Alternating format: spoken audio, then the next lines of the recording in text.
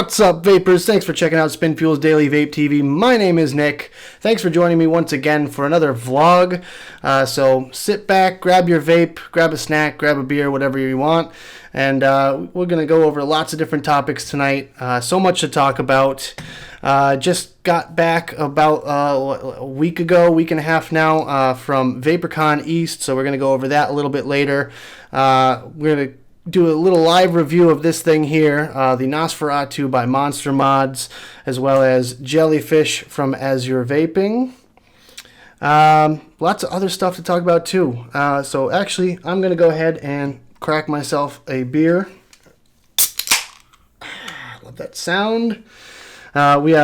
First up, we have Alter Ego by Treehouse Brewery.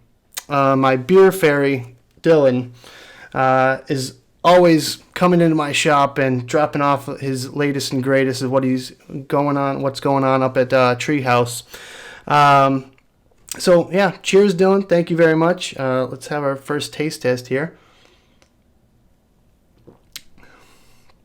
Ooh, that is very hoppy. This is an American IPA, 6.8% alcohol by volume. And from what I gather, it's just like their normal beer, Julius, their flagship IPA, except slightly different when adding the dry hops. I think this one has dry hops, the other one is not. So that's where you get the extreme hoppiness of this one here. And I know a lot of people have been raving about IPAs lately. And actually, I had a few questions in my last vlog about what an IPA was. And the long and short of it is, an IPA was an ale meant to withstand the journey from England to India.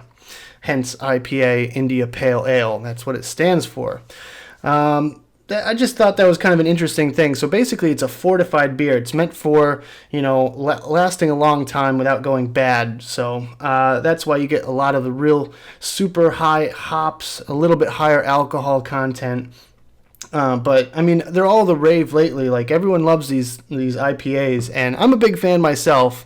I mean, it's going towards the end of the IPA season for myself personally, but I do enjoy, the last few really super high hoppy beers before I switch over to my normal stouts and porters and darker beer for the winter. But yeah, this one is definitely good. A little bit high on the alcohol side. You can definitely taste the alcohol to it, and you can definitely taste the hops, like, extremely. I'm not sure the IBUs. So for those of you that don't know, IBU is International Bittering Units. That's basically how they measure the hoppiness of beer. You learn something every day. And I know this is a vaping show, but figured, throw in a little something about beer. I definitely took a card out of Grim Green's deck for that. But yeah, cheers to you, Grim. If you like a good IPA, I suggest Treehouse. Make it a destination next time you're up in the Northeast. But it's actually fairly refreshing, considering the high alcohol content. Maybe it's just because it's my first beer of the night. But with that being said, I'm not sure if it's a pairing or whatever you want to call it, but I'm going to have a quick vape.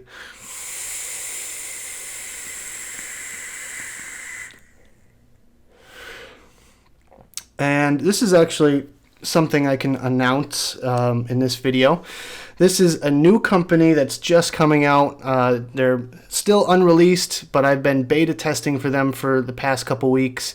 And they've had me kind of not join the team, so to speak, but, just kind of test out some of their liquids, called Wicked Force Vapes, right here out of Springfield, Massachusetts, which is awesome. I love local hometown stuff. Love seeing people come up with, new ideas and new flavors and stuff like that.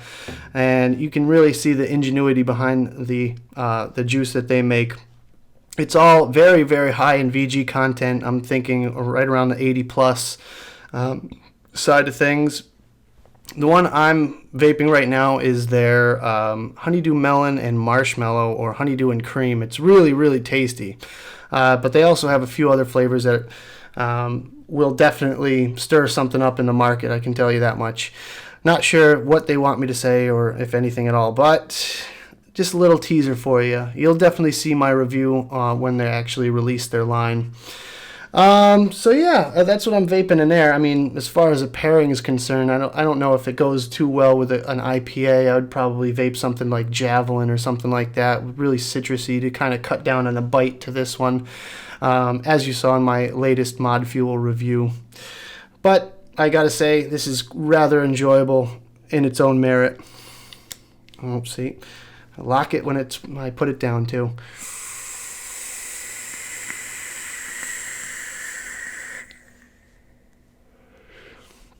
And you definitely get plenty of vapor production out of it. That's for damn sure. So yeah, let's move on. Yep. So it's Back to the Future Day, October 21st, 2015. So I love Back to the Future. It's one of my favorite movies. And I figured I'd, kind of contemplate, the future of vaping and reminisce on the past a little bit. So first, let's start with the roots. We'll go through the past and my personal past of vaping. I first started vaping almost 4 years ago. I started on the 1st of January 2012, I want to say. Yeah, so I'm coming up right up on 4 years vaping. And I started with a Volcano Magma kit. And for those of you that don't know, the Volcano Magma was a 510 stick battery, one of those little cig-like looking things, and it was an automatic draw. So second you start pulling on it, it'll start creating vapor. And it came with the original dripping atomizer. And those were neat in themselves because you could actually change flavors relatively easy. You didn't have to worry about, changing cotton or anything like that. It was just a little mesh screen going over the top, or you could even get them without that.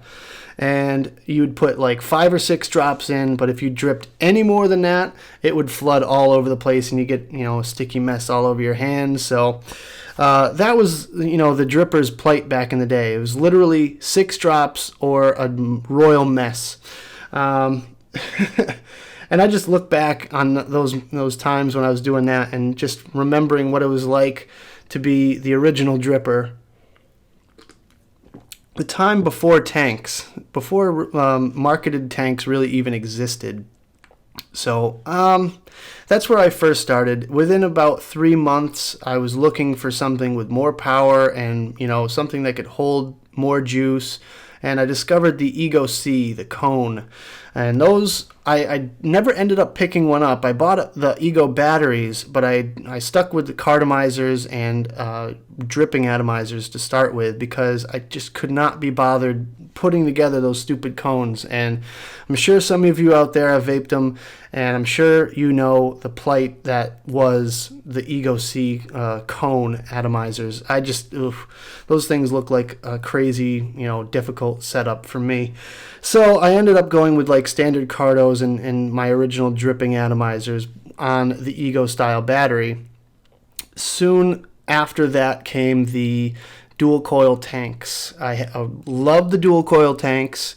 That was like before they even made pre-punched cartos and stuff like that. People were making tanks and actually punching their own cartos with a nail or something like that. And that's what I did. I was stripping the coating off of old XL cartomizers and punching my own holes in them to make them work. And that worked for quite a while for me, actually, all the way up until the point when the Kanger Pro Tank came out, the original Pro Tank, which was after I stuck with the Cardo tanks for a while. I got like a glass one that was made by Finiac. That was a really, really awesome tank. I still have it. I still have all my old vaping gear. I got my first mod, which is a Silver Bullet by Alt Smoke.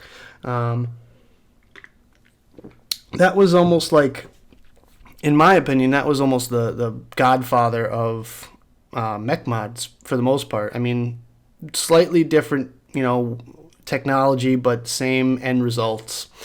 So yeah, I had a Silver Bullet, and I ended up using my Finiac glass tank on top. After a while, I got a Provari. After my first vape meet, everyone had Provaris, and I was the only one that didn't have one, so I felt really left out. A friend of mine from California, Lido, actually, he put me onto the blemished model Provaris, and I ended up picking one up for like $160, which wasn't too bad. So I got the chrome version. It still had all the logos and everything on it. The only thing wrong with it really was a tiny little nick in the screen. Just a tiniest little microscopic thing. But hey, what saved me a couple bucks, so I was happy. I was actually lucky enough to get the logos actually on it, because I know some of them didn't even make it to the logo process before they got booted off the line. So mine had logos on it. I was really stoked when I learned that. And I still have that today. The polish is worn pretty much off of it, but hey, wear and tear. After that, I got into the whole Pro Tank thing, and those worked really great up until there was I think it was the Vape DVTV tank. And when that came out, that really started to revolutionize the industry, and I think that was like really the push for the new style of tanks, the bottom-fed tanks. I was sick and tired. I had like pretty much everything every step of the way. I had the Viva Nova, which sucked. I had CE4s and Clearos and everything like that, and those all sucked. So I was really happy when the bottom coil, atomizer started coming out, and it was a nice change. It was a nice change of pace. Those worked really well for me for a long time, and then soon after that was when I discovered dripping. I was looking at videos, and everyone was getting into these new things called Genesis atomizers. I was so confused when I first saw them, because I'm like, what is this, wizardry? How do you make your own coils? This is something completely just out of the blue. I just had no idea what to think of it. But the more I kept watching videos, the more I kind of understood the concept. And instead of, I didn't want to go with an actual Genesis atomizer. I wanted something where it was a little bit easier for me to figure out. So I found the Valkyrie, the Vicious Ant Valkyrie, and at the time I didn't want to spend the money on it. Of course, it was probably close to $200, so of course I didn't want to spend the money on it, and I bought the clone, which was a big mistake, because only after a couple weeks of having the clone, it kind of decided to die on me. And I ended up sending it back, getting a Nemesis and an IGO W something, 2, 4, I don't know, I forget the names. 2, I think it was a 2. It was a simple 3-post dripper. And I ended up modifying it myself, boring out the air holes and everything like that, and getting different caps for it, and blah, blah, blah, blah, blah. But that kind of set me off on the whole mech mod dripping atomizer journey, and that's really where I came in starting to YouTube, was when I just got into dripping a few months before, started building, started getting a hang of how coils work and everything like that. So I was like, well, maybe people want to learn about this, maybe people want to know about my experience. Started a blog on my third year of vaping, I think. No, second year of vaping, I started my blog. And soon after that, I started my YouTube channel. And especially since I signed up for Zample Box, which I was getting a box of liquid sent to my door. So I'm like, well, unboxings are a big thing on YouTube. Maybe I'll just start doing some unboxings. And the rest is pretty much history. You've seen the rest all the way up until now through my videos. And I still have a lot to do as far as, reviews go. I still have plenty of e-liquid to show you guys, plenty of hardware to show you guys. So, yeah, it's going to be, the future's looking bright. So as far as the future is concerned, I see technology moving forward every day. I see, new tanks that can handle upwards of 100 watts, different materials for the wire, and different coils. I mean, there's even coils out there nowadays which are pre-built with Clapton wire, which is pretty crazy. I never thought in my wildest dreams I'd ever see something like that. But that day has come. It is a reality. You can buy pre-built Clapton coils. So yeah, I mean it's going to be a wild ride moving forward. I mean everyone's doing the hybrid mod, like Manhattan V2. Might do a review on this thing soon. I know some of you might want to see that. The Rig V2, that's another hybrid. Everyone's doing hybrid style mods, and I mean that's all well and good as long as you get the information out there to the people that don't know why you shouldn't put a tank atomizer or anything with a flush mounted 510 pin connection on a hybrid mod. And maybe I'm alluding to something that you might see in a future issue of Vape Magazine, but we'll leave it at that. That being said, a lot of stuff to talk about in the future. I mean, I'm constantly getting new stuff in to show you guys. So, yeah, let's have a little vape break here.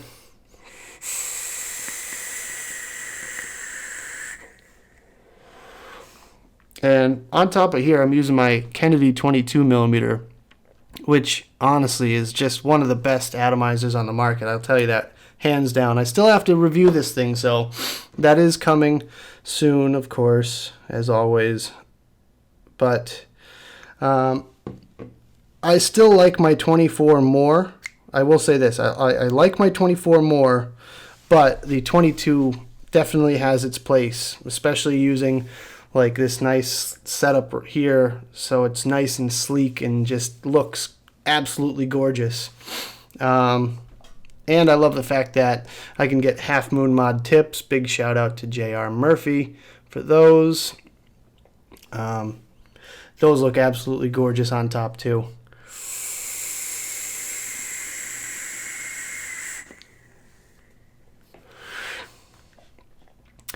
So yeah, let's move on to some VaporCon. VaporCon East. I was there with my friend Jay DeLuco of Hingham Hill E-Liquid.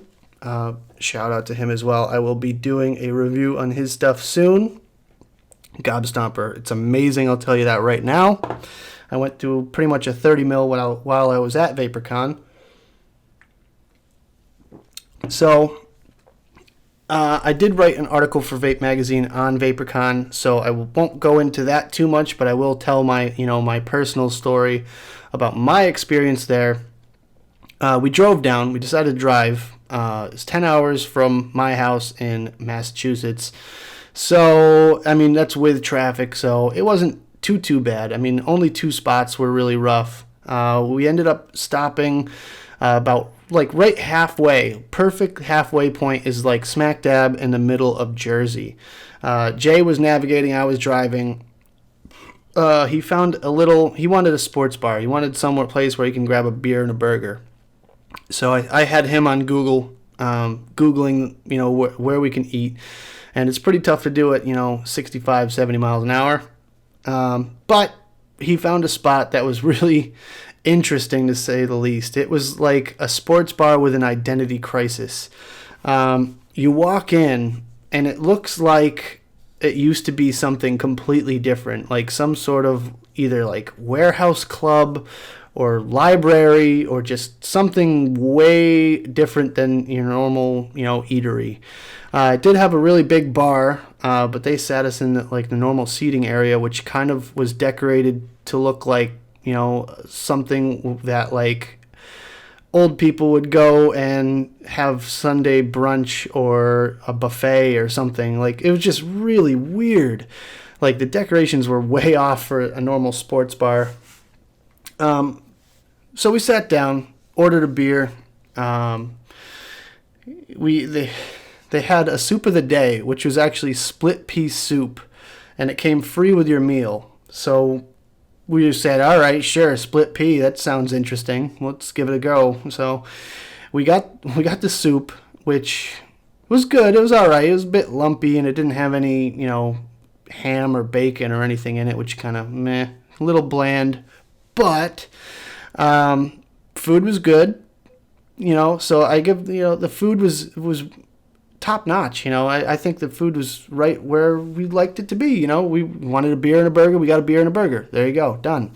The decor was a bit weird, and the atmosphere was even weirder. They had sports on the TVs, but that's about as far as that goes as far as a sports bar is concerned. And just major identity crisis. Moving on, we went through Baltimore without issue.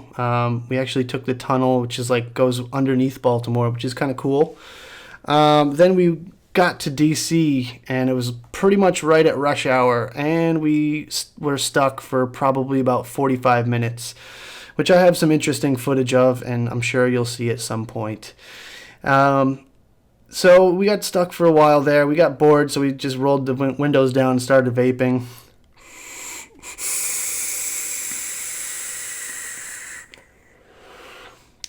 And just recorded a bunch of goofy stuff on my GoPro. And we finally got there. It was about a couple hours until we got to Virginia, just after dark pretty much. And we got there. It was awesome. We saw so many people that, you know, we've seen or met online on our show on Vapors TV. And it was just cool to finally put faces to screen names. And I met some people, you know, some big movers and shakers in the industry.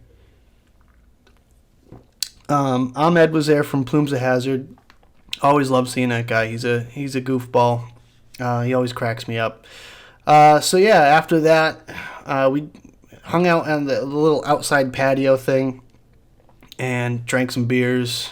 Just, you know, hung out. I got to meet the guys from A Billion Lives, which is awesome. I think they're doing a really great thing. If you don't know what that is, I will put a link in the description. Actually, I'll make a note of that now because I tend to forget these things. A Billion Lives. All right.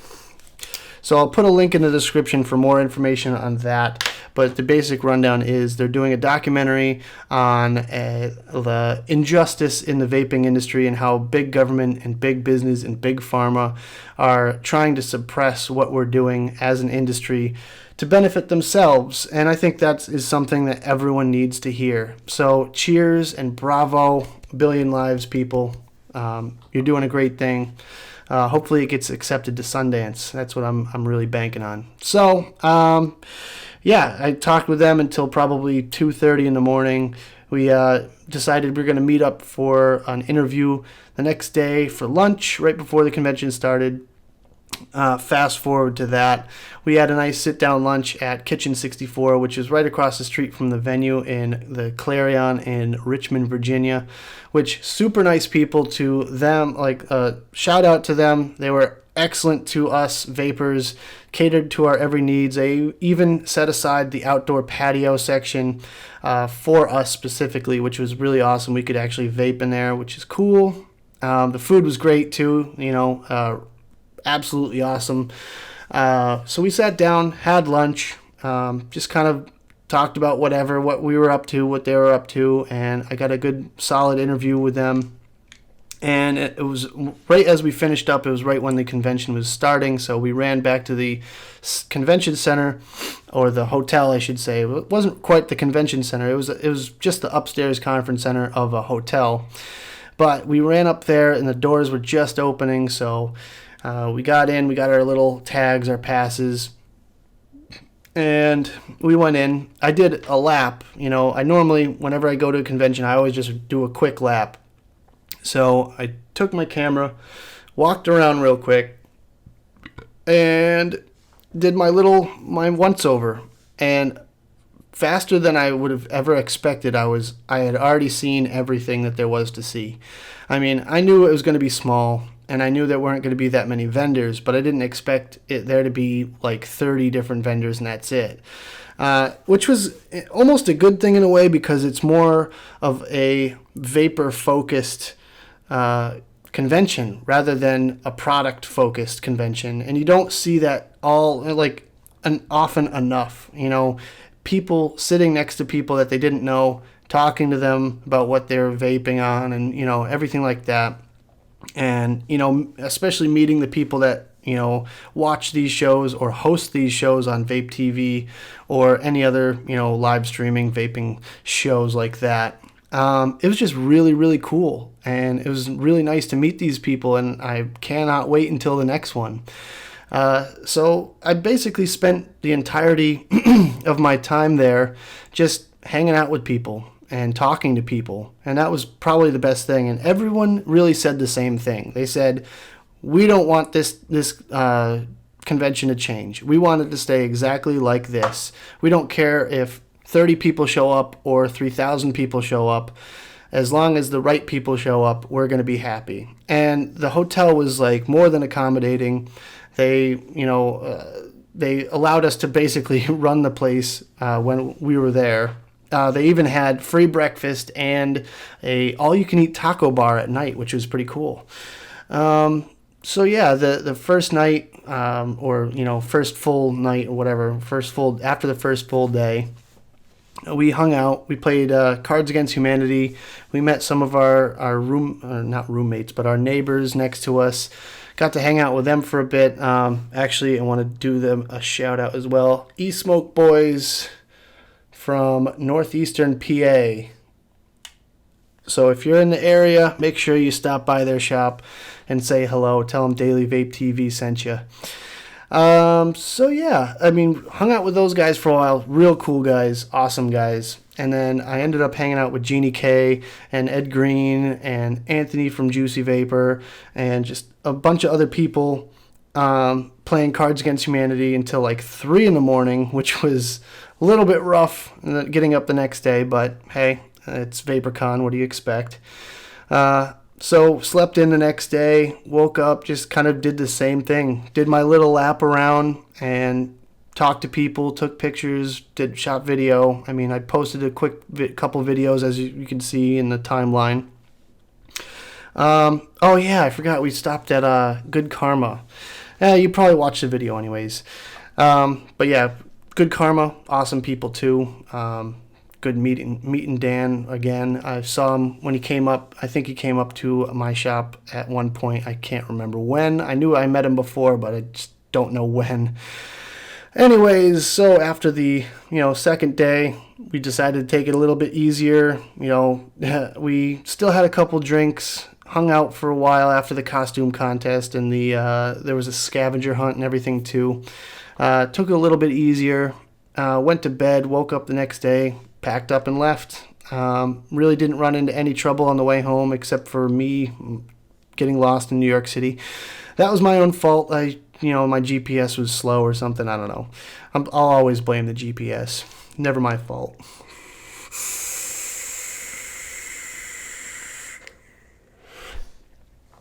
So, I guess without further ado, we should do a few quick little live reviews. First up, we're going to do Jellyfish from Azure Vaping. This was given to me at the convention by the lovely people at Azure Vaping. Been meaning to give you guys something about them for a while. I think they're doing really great stuff. They've been around forever, it seems. And they make some really top-notch juice, I gotta say. This stuff right here is supposed to be like a, jelly candy of some sort, maybe a certain fish. But it tastes pretty much spot on. That's what's the weird thing to me, is it tastes almost spot on. Actually, you know what? I want to do a little prime of the coil here because it's a brand new coil. So I'm just going to prime up this coil real quick. And it's also one of the thickest liquids I've ever seen. It's not very runny at all. It's very thick. So it's really good for dripping. I'm really enjoying it in the tank itself. But here we go. Let's try it out.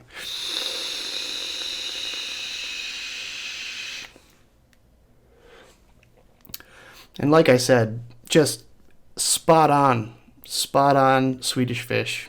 Yeah, I mean, I never thought I would like a Swedish Fish kind of flavor, but this one really, they nailed it with this one.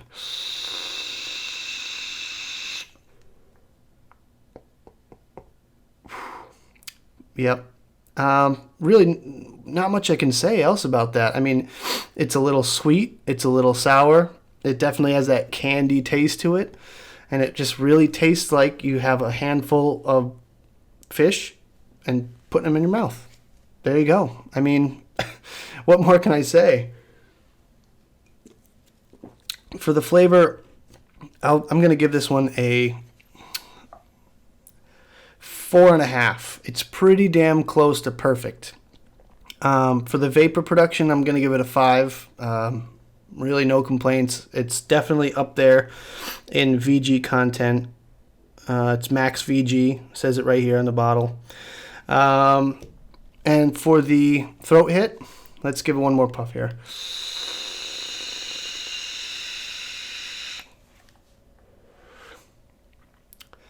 Throat hit's a little bit light, but you can definitely still feel a little bit, so I'm going to give it a 4.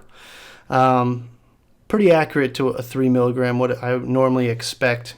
So yeah, this one is a really, really good flavor. If you want to try it out for yourself, make sure you follow the link in the description. I'll have it down there for you. It's just azurevaping.com. They're from York, Pennsylvania. So if you're in the area, make sure you check out their shop as well. So yeah, that does it for the review portion of Jellyfish. So let's move on, and I'll show you guys the, as far as I know, unreleased Nosferatu mod.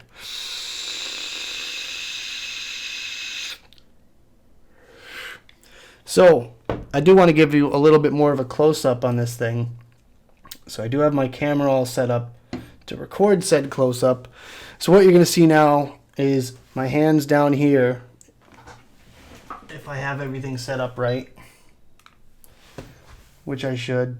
Okay, we're recording. All right, so what you're going to see now is my recording down here, and I'm going to put my face up in a little box, and you're going to see the rest of it down there. I don't know, I can't point with this hand. All right, so we have the Nosferatu mod by Monster Mods. It is still unreleased as far as I know. I got this from Chris Gaddy. He's the one that sent this to me. He's the man behind Monster Mods, and I will show you the packaging. So as you can see, the packaging is pretty slick. You don't really see this too often when it comes to mods. I think the last one I saw like this was like maybe a simple mod or something, came in a tube. Comes with this little flexible plastic cover, and you can hear the little pop sound or whatever. And actually this card is your certificate of authenticity. And as you can see, mine says prototype because it's unserialized. I thought that was a pretty interesting idea. It's kind of packaging as well as something actually functional. I just hope, you know, people don't just throw that away for some reason. But I really like the overall design. You know, just kind of gives that monster movie kind of feel to it. So let's go back to the mod itself. The logo on the button. Let's see if I can get a close-up of that. There we go. That is what's called an ambergram. It can be read either way, which is pretty cool. So if you just flip it over like that, you can read it. So that's pretty neat. I really like that. I really like that he included that little detail in there like that. There is the actual engraving on it. It's very, very subtle laser engraving. Doesn't interrupt your hand position or anything like that. Really feels nice. I think he could have gone a little bit deeper with it, just to make it stick out a little bit more. I actually had another prototype of this one which had a black engraving on it, which I thought looked a little bit nicer. He tended to disagree with me, but hey, you know, there's only so much I can do to change his mind. All right. So let's go ahead and take off the atomizer, which, like I said before, is a Kennedy. and he said that he actually designed this thing to be used with the Kennedy, which I thought was pretty cool. Because I made a comment, I said, you know, my Kennedy looks phenomenal on here. And he's like, yeah, it's because I designed it to match with it. So, there's our top cap. Let's put that back on real quick. This is made out of surgical grade stainless steel. I forget what grade that is. I think it's 316 or 317. Either way. I mean, everything is just so nice and properly machined. You can tell there's a lot of time and care went into this mod. The threads are 100% smooth. They don't get hung up on anything. On my previous version of this, I did have one thread that was kind of dangling, a little burr or whatever. So that was, you know, a little bit of a drawback, but, you know, nothing to really put me off to this thing. And, you know, that's part of the machining process. So here, I'll give you a little close-up of the actual top section itself. The pin is floating, and it also has a battery rattle adjustment pin there, which you can just unscrew that if necessary. But any atomizer will sit nice and flush on there, and it just pushes that pin down as far as it needs to go. So there's only one single pin that you need to adjust on this thing, which I really like too. Let's take out the battery, show you the inside of the tube. You know, nothing too special there. You can't really see too much inside. But like I said, the threads are absolutely smooth. I'll give you a little more close-up of that engraving. And, you know, forgive the camera work because I'm trying to work with two separate cameras here, but just forgive me for that.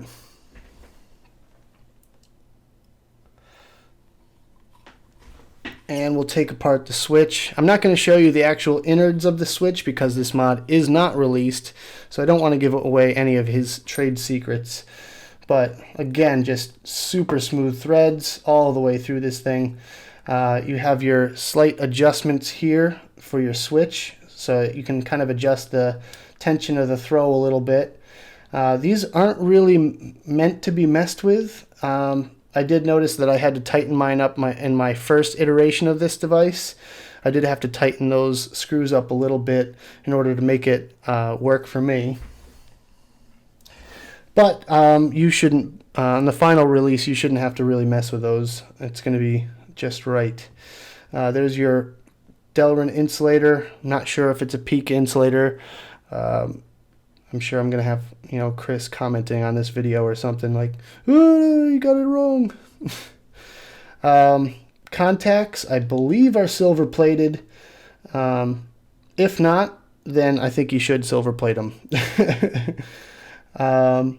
And there's your switch. It's actually a 360 degree alternating lock throw switch. So in this, it's locked, fire, locked, fire. So there you go. Hopefully I'm catching that on the other camera. And finally, just give you another little close-up of the switch, the ambigram on there. I gotta say, I've taken this thing all apart and I've seen how the switch actually works, and I fell in love.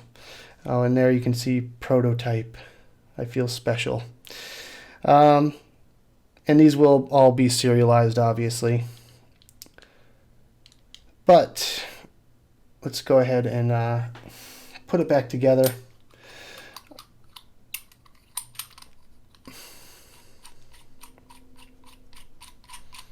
There we go. And hopefully I'll get this right first try because I'm on camera. Yeah, I know it's never going to happen. So there you can see it makes the button protrude a little bit. Go ahead and put my battery back in. No, all right, a little bit too much. But that's the cool thing about this is all you got to do is just do a little half turn like that to readjust it. And no battery rattle. Oh, there it goes. And it's firing up nicely. All right, let's move back to the main camera. Shut this thing off. All right, so overall, I think this thing is really well designed. No qualms about the machining or the quality of the materials or anything like that. My only issues with it, I think it's just a little bit behind the times. I'm not sure how many people are going to be interested in a stainless steel mod. Maybe if you did a brass and copper iteration as well, then you could set 3 different price points for it.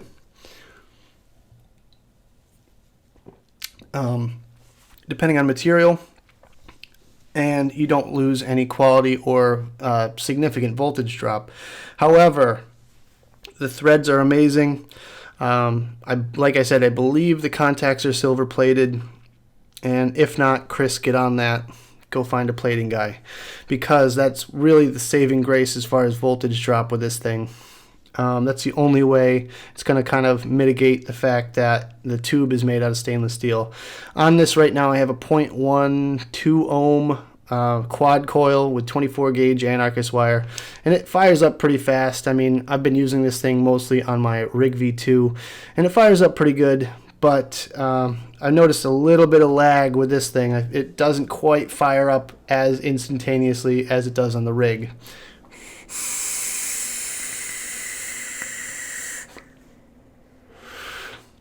However, the overall effect is there.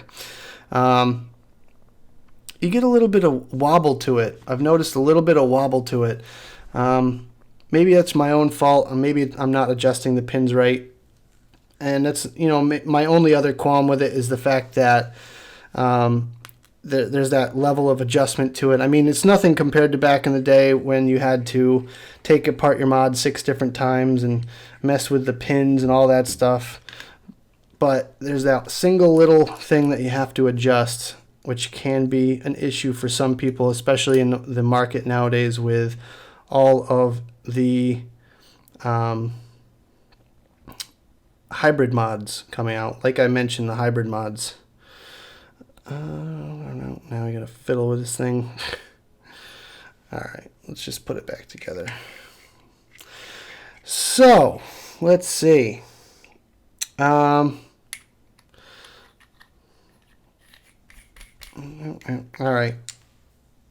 It fires. One thing I really like about this thing is the fact that even when I sit it on a table, it does not fire under its own weight. I mean, that's a definite plus in my opinion. I can just rest it like that, not have to worry about it. And I can also lock it, which will prevent firing even if I push down on it and I'm wobbling my desk. So yeah, I think that's definitely a positive thing in my book. What was the other thing I was going to say? Oh, minor drawback is that it wobbles a little tiny bit. Definitely not as bad as the first iteration as Chris sent it to me.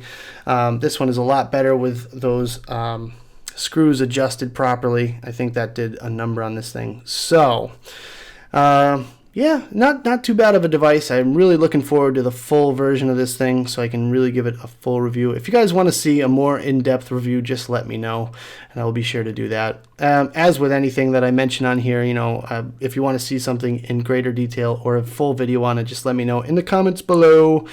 So yeah, I'm working with Vape magazine now. That's another thing. You'll see my article in the latest issue of Vape magazine, so make sure you check that out. It's all about battery safety and Ohm's law. Hopefully an issue got sent to pretty much all the vape shops around, and hopefully that can help someone that's might be browsing through the magazine that's on the counter, or maybe even the employees themselves, because not everyone knows about Ohm's law. That being said, I will be doing a safety article in every single issue of Vape magazine from now on, so keep an eye out for that. Let me know what you guys think in the comments. If you saw my article, just let me know. So yeah, there's that. Also, my final topic is VCC Midwest. That's coming up next month. Hopefully, I'm going to be able to go. This is going to be all on my own dime. Spin Fuel's not going to pay for it. Doubt Vape Magazine will pay for it.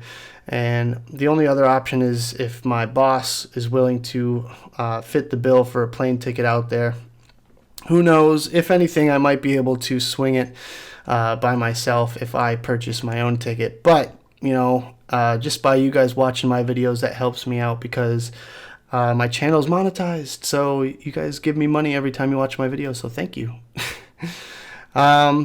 Yeah, so that's pretty much all the topics I had for tonight. So thank you very much for watching. If you liked the video, don't forget to hit that like button down there and subscribe for more of my videos. If you want, check out spinfuel.com for more of my content, as well as Smoke and Joy and Spin Fuel official videos. And as always, vape on.